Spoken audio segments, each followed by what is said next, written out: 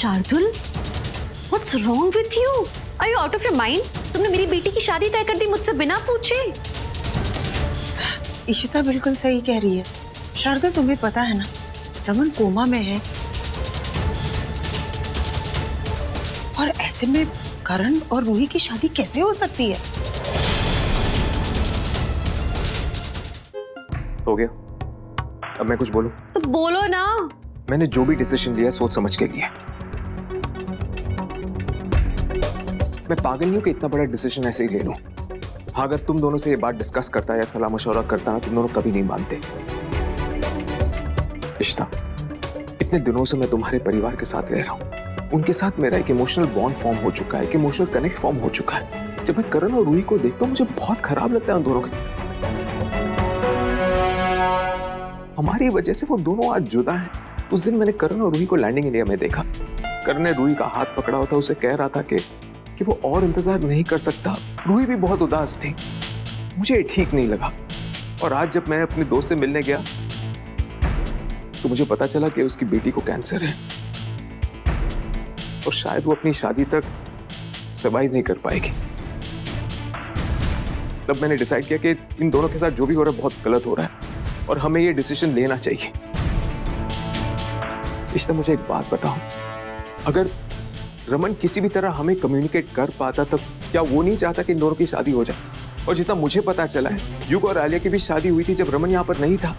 सिमो ने मुझे बताया। देख, शगुन है, मनी है, वो कन्यादान कर लेंगे। और मैं जो कर रहा हूँ युग के लिए तो कर रहा हूँ। मैं चाहता हूँ ये प्रोजेक्ट मेरी तरफ से आलिया और युग को गिफ्ट हो, युग हैंडल करें। देखो, हम इन बच्चों के साथ बहुत गलत कर रहे हैं और हमें कोई हक नहीं है कि हम ऐसा करें। अगर रमन रूही का कन्यादान नहीं करेगा, क्या इसका मतलब ये है कि उसका आशीर्वाद इन दोनों बच्चों के साथ नहीं होगा? और हम हैं ना, पापा जी, मम्मी जी, सुधा जी, तुम सब हैं इन बच्चों के साथ।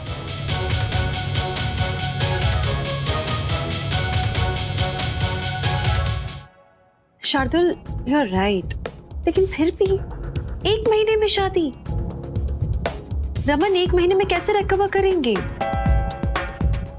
एक तरीका है, अगर हम रमन के लिए बेस्ट डॉक्टर ला सकें, उसे बेस्ट ट्रीटमेंट दे सकें, तो हो सकता है कि करण और रूही की शादी तक वो आ जाए। इशिता, आई थिंक शार्दुल बिल्कुल ठीक कह रहा है। हाँ, मैं एक डॉक्टर को जानती हूँ जो हमारी मदद कर सकते हैं। कौन से डॉक्टर हैं? डॉक्टर सूरी बहुत अच्छे डॉक्टर हैं। आई पर्सनली फील कि अगर उन्होंने रमन को ट्रीट किया तो करण और रूही की शादी से पहले रमन कोमा से रिकवर कर जाएगा। I am dead sure about it. Ishita, हमें अभी और इसी वक्त उस डॉक्टर से मिलना होगा। ठीक है, तो हमारे पास ज्यादा वक्त नहीं है, हमें अभी चलना चाहिए उनसे मिलने। मैं भी चलता हूँ। आई एम सॉरी शार्दुल, लेकिन तुम प्लीज घर पे रुको। दरअसल मम्मी जी पापा जी की एनिवर्सरी है आज और घर पे किसी को रियलाइज नहीं हुआ, लेकिन मैंने खाना ऑर्डर किया है, आएगा तो तुम प्लीज रिसीव कर लेना। सरप्राइज भी रहेगा उनके लिए। और अगर हम तीनों साथ में निकले तो जवाब नहीं दे पाएंगे कि हम लोग कहाँ जा रहे हैं। ठीक है, चलो निकलते हैं।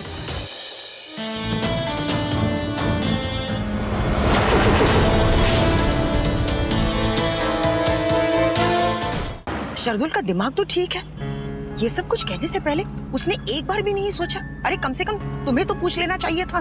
पता नहीं, भले उसका इरादा नेक था पर बात तो गलत ही की है उसने। अब क्या करेंगे?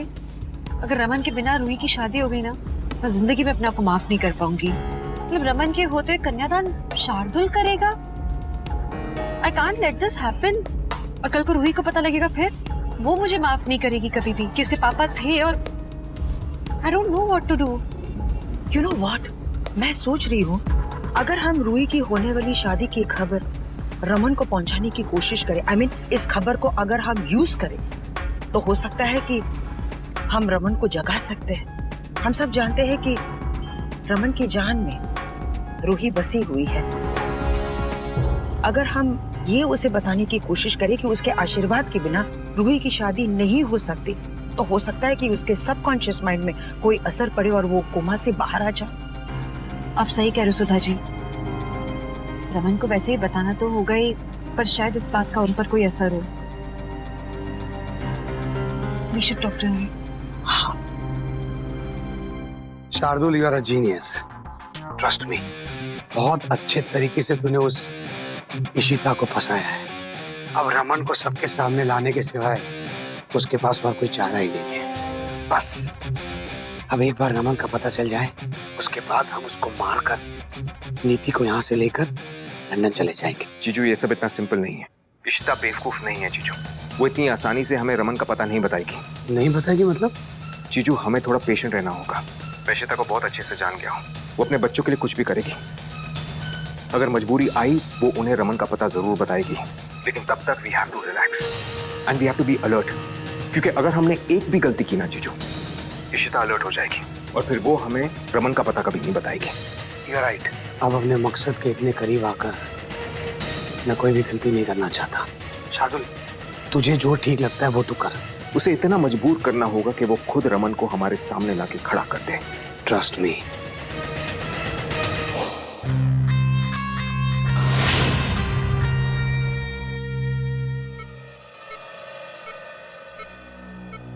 मैम, डॉक्टर ने जो नए इंजेक्शंस दिए वो मैं फार्मेसी से ले आती हूँ। ठीक है।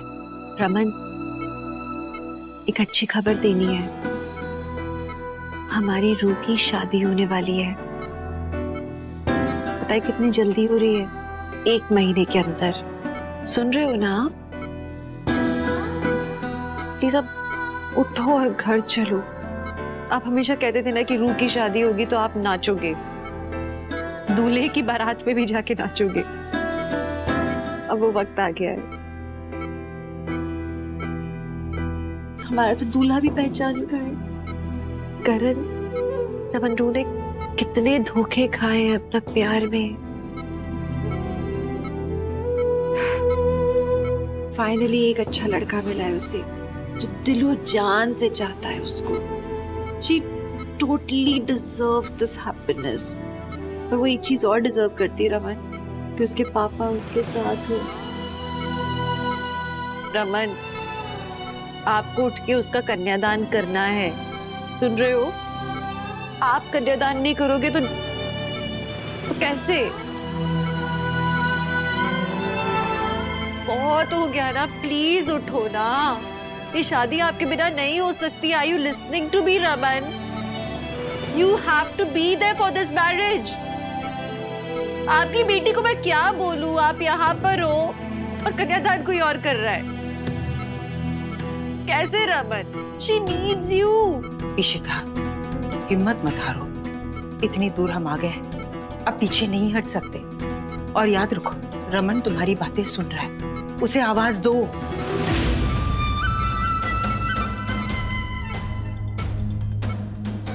एक महीना इतना कम वक्त है, उठे नहीं 1 महीने में तो मैं के बिना तो वो शादी नहीं होने दे सकती हूँ। मैं क्या करूँ? मैं शादी रोक दूँ? कैसे रोकूं मैं? अगर मैं लंदन चली जाऊँ तो? फिर रमन यहाँ पर है, मैं अकेली हूँ, आप भी चले जाओगे सुधा जी? नहीं नहीं नहीं, तुम मेरी बात नहीं समझ रही हो। अगर मैं लंदन चली गई तो करण की शादी नहीं हो गई ना।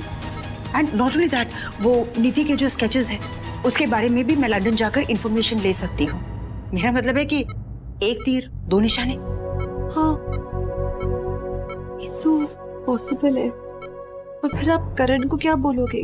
और डोंट यू वरी अबाउट करण। करण को मैं संभाल लूंगी। पहले भी तो मैं बीमार हुई हूं ना, दोबारा मैं बीमार हो सकती हूँ। मैं उसे हैंडल कर लूंगी, तुम उसकी चिंता मत करो। ये बहुत बड़ी हेल्प हो जाएगी। Thank you. इशिता, तुम हिम्मत मत हारना, सब ठीक हो जाएगा। मैं अभी अपने मैनेजर को फोन करके बोलती हूँ लंदन की टिकट्स बुक करवाने के लिए। आप चलो सुधा जी, मैं थोड़ी देर रमन के साथ रहना चाहती हूँ। ठीक है।